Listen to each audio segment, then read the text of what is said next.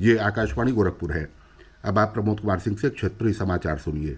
प्रधानमंत्री नरेंद्र मोदी ने यूक्रेन संघर्ष के संदर्भ में वैश्विक परिदृश्य और भारत की सुरक्षा तैयारियों की समीक्षा के लिए आज एक उच्च स्तरीय बैठक की। इस बैठक में रक्षा मंत्री राजनाथ सिंह, विदेश मंत्री सुब्रमण्यम जयशंकर, वित्त मंत्री निर्मला सीतारामन, राष्ट्रीय सुरक्षा सलाहकार अजीत डोभाल और अन्य वरिष्ठ अधिकारी उपस्थित थे। बैठक में प्रधानमंत्री को समुद्री, हवाई सहित सीमावर्ती क्षेत्रों में भारत की सुरक्षा तैयारियों के विभिन्न पहलुओं और ताज़ा घटनाक्रम की जानकारी दी गई। उन्हें यूक्रेन के ताज़ा घटनाक्रम और भारत तथा पड़ोसी देशों के नागरिकों को यूक्रेन से निकालने के लिए चलाए जा रहे ऑपरेशन गंगा के बारे में भी बताया गया। श्री मोदी ने निर्देश दिए कि खार्किव में मारे गए नवीन शेखरप्पा का पार्थिव शरीर स्वदेश लाने के लिए हर संभव प्रयास किए जाएं। संसद के बजट सत्र का दूसरा चरण कल से शुरू होगा। ये 8 अप्रैल तक चलेगा। इस दौरान 19 बैठकें होंगी। दोनों सदनों की कार्यवाही दिन में 11 बजे शुरू होगी और शाम 6 बजे तक चलेगी। हमारे संवाददाता ने बताया है कि देश में कोरोना संक्रमित लोगों की संख्या घटने के कारण ये फैसला किया गया है। संसद के बजट सत्र के दूसरे चरण के दौरान कई महत्वपूर्ण विधेयकों के पेश होने की संभावना है। इनमें वित्त विधेयक 2022, प्रतिस्पर्धा संशोधन विधेयक, पेंशन कोष नियामक और विकास प्राधिकरण संशोधन विधेयक, राष्ट्रीय दंत आयोग विधेयक और ऊर्जा संरक्षण संशोधन विधेयक 2022 शामिल है।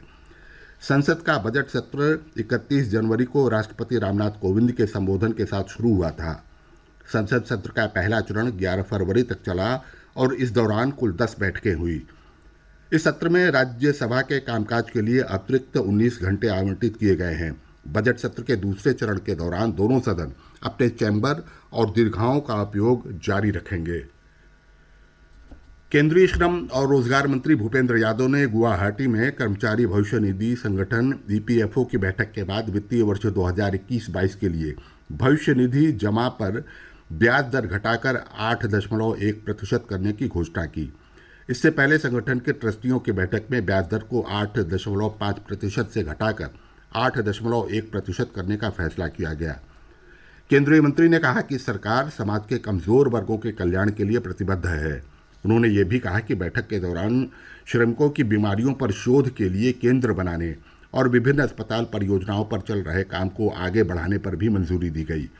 उन्होंने ईपीएफओ के उपभोक्ताओं के पेंशन संबंधी दावों के निपटान की क्षमता बढ़ाने के लिए ईएसआईसी में एक डैशबोर्ड विकसित करने की भी जानकारी दी। सड़क परिवहन और राजमार्ग मंत्री नितिन गडकरी ने कहा है कि ऑटोमोबाइल कंपनियां 6 महीने में मिश्रित ईंधन यानी फ्लैक्स ईंधन से चलने वाले वाहनों का निर्माण प्रारंभ कर देंगी।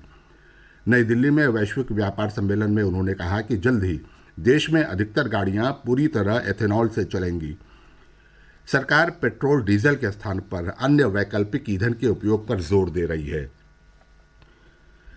देश में मेडिकल की खाली स्नातकोत्तर सीटों को भरने के लिए केंद्र सरकार ने राष्ट्रीय परीक्षा बोर्ड को नीट पीजी 2021 की सभी श्रेणियों के कट ऑफ अंक में 15% की कटौती के निर्देश दिए हैं। ये निर्णय राष्ट्रीय चिकित्सा आयोग के परामर्श से लिया गया है। अखिल भारतीय और अन्य स्तरों पर 2 दौर की काउंसलिंग के बाद भी 8,000 से ज़्यादा सीटें खाली हैं। उत्तर प्रदेश परिवहन निगम ने होली के त्यौहार को देखते हुए 15 से 21 मार्च के बीच अतिरिक्त बसों के संचालन का फैसला किया है। निगम के प्रबंधक अनग मिश्रा ने बताया कि लखनऊ से अतिरिक्त बसों का संचालन आलमबाग, चारबाग, कैसरबाग और अवध बस स्टेशन से होगा। उन्होंने बताया कि आलमबाग और कैसरबाग से दिल्ली, उत्तराखंड, राजस्थान और पंजाब के लिए अतिरिक्त एसी बसें चलाई जाएंगी। राज्यपाल एवं कुलाधिपति आनंदीबेन पटेल ने प्रोफेसर अनिल कुमार श्रीवास्तव को प्रदेश के पंडित दीनदयाल उपाध्याय पशु चिकित्सा विज्ञान विश्वविद्यालय एवं गौ अनुसंधान संस्थान मथुरा का कुलपति नियुक्त किया है। प्रोफेसर अनिल कुमार श्रीवास्तव वर्तमान में एनिमल साइंस कृषि वैज्ञानिक चयन मंडल के सदस्य हैं। प्रोफेसर श्रीवास्तव को ये नियुक्ति कार्यभार ग्रहण करने की तिथि से 3 वर्ष की अवधि के लिए अथवा 68 वर्ष की आयु तक जो भी पहले हो तक के लिए की गई है। इसके साथ ही क्षेत्रीय समाचारों का ये बुलेटिन समाप्त हुआ। नमस्कार।